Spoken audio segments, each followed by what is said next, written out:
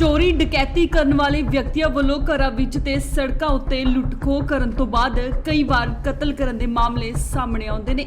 ਪਰ ਡਕੈਤੀ ਕਰਨ ਆਏ ਵਿਅਕਤੀ ਦੀ ਖੁਦ ਹੀ ਗੋਲੀ ਲੱਗਣ ਕਾਰਨ ਮੌਤ ਹੋ ਜਾਣ ਦਾ ਮਾਮਲਾ ਵੇਖਣ ਨੂੰ ਮਿਲਿਆ।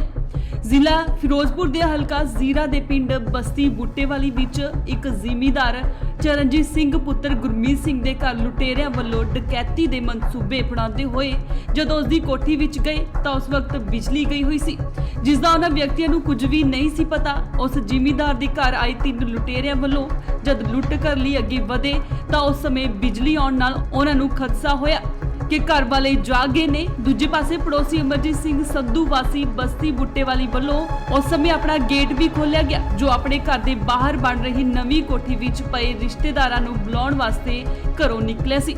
ਇਸ ਨੂੰ ਦੇਖ ਕੇ ਲੁਟੇਰੇ ਕੋਠੀ ਵਿੱਚੋਂ ਬਾਹਰ ਆ ਕੇ ਭੱਜ ਗਏ ਤੇ ਇੱਕ ਲੁਟੇਰਾ ਜੋ ਹਨੇਰੇ ਦਾ ਫਾਇਦਾ ਚੁੱਕਦਾ ਹੋਇਆ ਹਾਈਵੇ ਜ਼ੀਰਾ ਮੱਖੂ ਰੋਡ ਤੇ ਜਾ ਕੇ ਛੁਪ ਗਿਆ।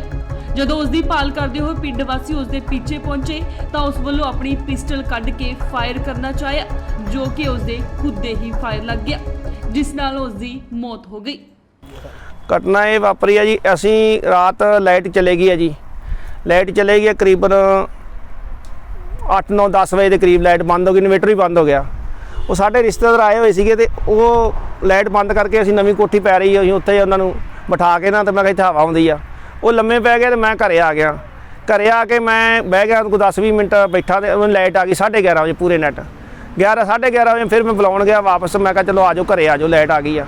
ਜਦੋਂ ਬੂਹਾ ਖੋਲ੍ਹਿਆ 2 ਬੰਦੇ ਆਪਣੇ ਗਵਾਂਢੀ ਜਿਹੜਾ ਚਰਨਜੀਤ ਸਿੰਘ ਘਰੋਂ ਭੱਜੇ ਆ ਕੰਧ ਦੇ ਨਾਲ ਸਾਡੇ ਤੇ ਨਜ਼ਦੀਕ ਨਹੀਂ ਕਿ ਸਾਡਾ ਘਰ ਲਾਗੋ ਲੱਗ ਗਈ। ਮੇਰੇ ਨਵਾਂ ਘਰ ਪੈ ਰਿਹਾ ਤੇ ਇੱਧਰੋਂ ਮੇਰੇ ਬੂਹੇ ਦੇ ਅੱਗੋਂ ਲੰਘੇ ਕ੍ਰੋਸ ਕਰਦੇ ਮੈਂ ਆਵਾਜ਼ ਦਿੱਤੀ, ਮੈਂ ਭਾਈ ਤੁਸੀਂ ਕੌਣ ਜੋ? ਅੱਧੀ ਰਾਤ ਸਾਡੇ ਮਤਲਬ ਘਰ ਦੇ ਲਾਗੋਂ ਭੱਜਣ ਲੱਗੇ ਜੋ।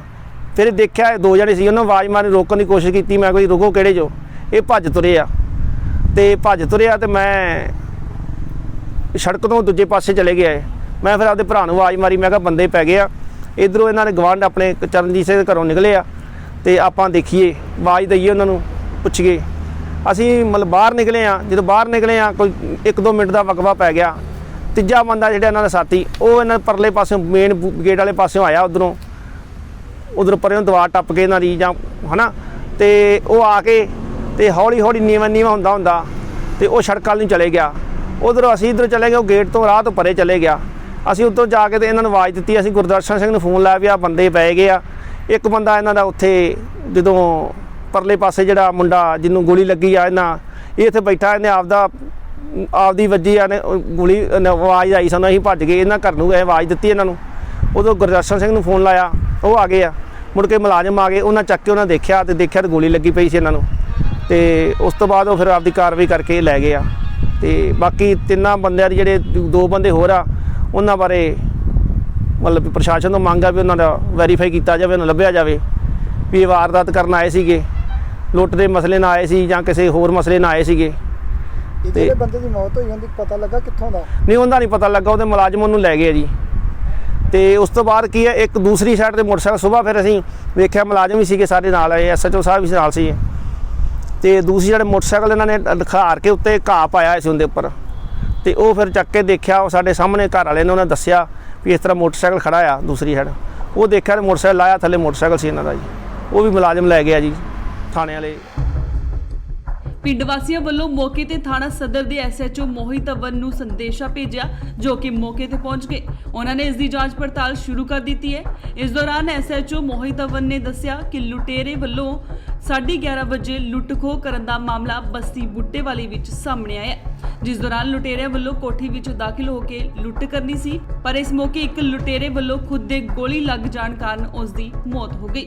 ਜੀ ਇਹ ਆਪਣੇ ਬਸਤੀ ਬੂਟੇ ਵਾਲੀ ਹੈ, ਜੀਰਾ ਮਖੂ ਹਾਈਵੇ ਦੇ ਉੱਤੇ। ਜਦ ਆਪਾਂ ਮਖੂ ਤੋਂ ਜੀਰੇ ਵਾਲੇ ਪਾਸੇ ਆਉਂਦੇ ਆ, ਉੱਥੇ ਸਾਨੂੰ ਕੱਲ੍ਹ ਰਾਤੀ ਇਨਫੋਰਮੇਸ਼ਨ ਮਿਲੀ ਕਿ ਇੱਕ ਆਦਮੀ ਹੈ, ਨੌਜਵਾਨ 25-30 ਸਾਲਾਂ ਉਹਦੀ ਉਮਰ ਹੈ, ਉਹ ਉੱਥੇ ਡਿੱਗਿਆ ਪਿਆ, ਖੂਨ ਨਿਕਲ ਰਿਹਾ, ਨਾਲ ਪਿਸਟਲ ਪਈ ਹੈ। ਜਿਸ 'ਤੇ ਸਾਡੀ ਫੋਰਸ ਉੱਥੇ ਗਏ ਆ। ਉੱਥੇ ਜਾ ਕੇ ਚੈੱਕ ਕੀਤਾ ਤੇ ਇਹ ਅਨਆਇਡੈਂਟੀਫਾਈਡ ਨੌਜਵਾਨ ਹੈ, ਹਜੇ ਤੱਕ ਆਇਡੈਂਟੀਟੀ ਹੋਈ ਨਹੀਂ ਹੈ। ਉਹਦੇ ਇੱਕ ਆਪਣੇ ਖੱਬੇ ਪੱਟ ਦੇ ਉੱਤੇ ਉਤਲੀ ਸਾਈਡ 'ਤੇ ਗੋਲੀ ਵੱਜੀ ਹੋਈ ਸੀਗੀ, ਜਿੱਥੋਂ ਇੱਕ ਆਪਣਾ ਅਮਰਜੀਤ ਹੈ ਉੱਥੇ ਨਾਲ ਦਾ ਗੁਆਂਢੀ, ਜਿਹਨੇ ਸਾਨੂੰ ਇਹ ਦੱਸਿਆ ਕਿ ਬਈ ਇਹ ਚਰਨਜੀਤ ਦਾ ਘਰ ਹੈ ਨੇੜੇ, ਉੱਥੋਂ ਟੱਪ ਕੇ ਬਾਹਰ ਆਏ ਸੀਗੇ ਜਿਨ੍ਹਾਂ ਨੂੰ ਉੱਥੇ ਜਾ ਕੇ ਝਾੜੀਆਂ 'ਚ ਲੁੱਕ ਗਏ। ਜਦ ਉਹਨਾਂ ਨੂੰ ਮਾੜਾ ਜਿਹਾ ਪੁੱਛਿਆ ਗਿਆ ਤੇ ਉਹਨੇ ਡੱਬ 'ਚੋਂ ਕੱਢਦੇ ਹੋਏ ਉਹ ਤੋਂ ਆਪਣੇ ਆਪ ਪਿਸਟਲ ਚੱਲ ਗਈ ਤੇ ਜਿਸ ਤੇ ਉੱਥੇ ਉਹਦੀ ਡੈਥ ਹੋ ਗਈ ਹੈ। ਹਜੇ ਤੱਕ ਆਇਡੈਂਟੀ ਹੋਈ ਨਹੀਂ ਹੈ ਉਹਦੀ। ਅਸੀਂ ਮੋਰਚਰੀ 'ਚ ਉਹਦੀ ਲਾਸ਼ ਰਖਵਾਈ ਹੈ ਤੇ ਇਸ਼ਤਿਹਾਰ ਜਾਰੀ ਕਰਵਾਏ ਹੈ ਤੇ ਅੱਗੇ ਇਨਵੈਸਟੀਗੇਸ਼ਨ ਜਿਵੇਂ ਚੱਲੇਗੀ ਐਵੇਂ ਕਰ ਸਰ ਕੋਈ ਵਹੀਕਲ ਜ਼ੀਰਾ ਤੋਂ ਗੁਰਪ੍ਰੀਤ ਭੁੱਲਰ, ਇੰਡੋਜ਼ ਟੀਵੀ, ਆਸਟ੍ਰੇਲੀਆ।